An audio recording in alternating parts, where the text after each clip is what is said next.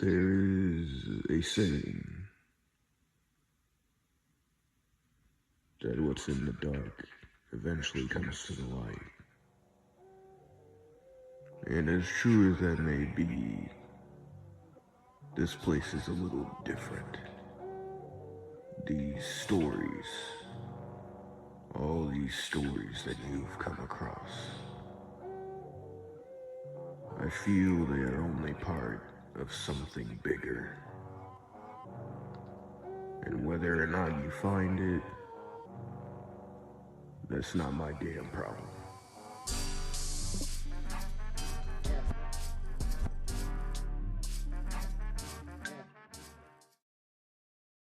So, another week, another video. I'm hoping to post every weekend. I think I said that before, but yeah, and your boy is a little bit sick, so if I sound like Kratos more than usual, you'll know why. There's been a shit ton of shakeups in my life, but you know what? I am back, and I'm here to tell you about this.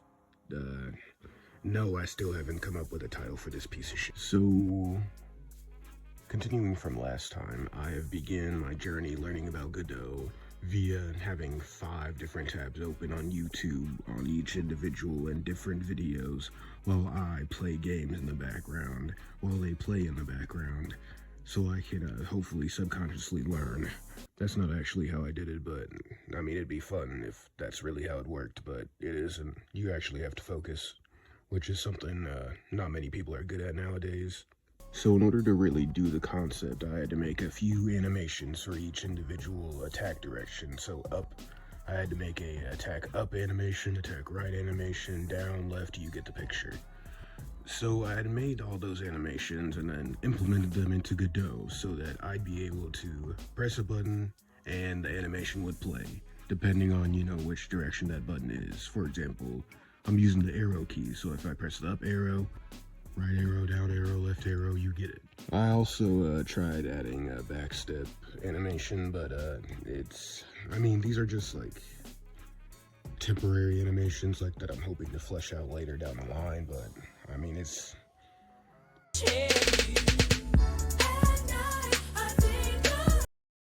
Sadly, the backstep isn't perfect, whereas the direction you face doesn't really matter which direction the backstep will go. It'll always go a certain direction, so its direction is fixed. So no matter where you turn, it'll strictly go one direction, no matter where you turn, which is a flaw that I'm going to need to fix later. But the backstep will be linked to certain attacks that you will be able to do, so I might have to, you know, go through that issue a lot earlier than I thought I would. And also, in order to not have the player character just slapbox everything, I made a small dagger that looks more like a tube of toothpaste, but more on that later. So with the animations in place, they play, but they don't really do anything. You're not really attacking. So I'm gonna have to figure out how I'm gonna do that via various YouTube videos. I'll be right back. Alright, and I found one video that tells me, you know, what to do with various area 2D, 3D stuff, where I can activate it upon an animation reaching a certain point. But the only problem is, I don't know how I would get it to damage something else that comes in contact with it, because the video didn't tell me how. I don't understand why people do this. If you're going to tell me how to do something, you better tell me the whole entire shabling. You better tell me it all. You better give me all the information. Why do you only give me half the information?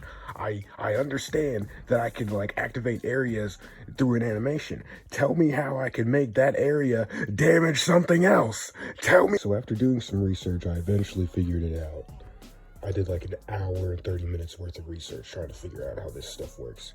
But all I really had to do was just add the collision to a group and it worked. So thanks. But the good news is that when I attack, say this cube, you can see that I'm printing out information about how much health it has left. And when its health reaches 0, it'll get deleted from existence. Also, while I was trying to figure out how to, you know, get the player to be able to attack a cube, I also figured out how I'd be able to determine which direction the player is attacking via string. So if the player's attacking right, it'll output a right string, and that string can be detected by the cube it's attacking. So now I can use these conditional cubes, whereas it'll only take damage if the string matches what the cube is looking for. So if the cube is looking for a right attack and the player attacks right, it'll take damage. However, if it's doing left and the cube is looking for right, it won't take damage. So with this particular example, if I attack in any direction that's not the right direction, it won't take damage. But if I attack in that one direction that it wants me to attack in, it'll hit and it'll do damage and it'll delete from existence as well. Now, this will really help me in the future when it comes to blocking and, you know, certain obstacles that are in the player's way that they're going to have to get past and stuff like that. Though, another thing I'm realizing is because my animations are hard-coded, I won't be able to use an animation tree, which don't want to, you know, migrate to the animation tree after all the work I put in already. So I think I'll just figure out how to hard code in crouching functionality, which is going to be difficult because it'll basically have to act as an animation tree through code.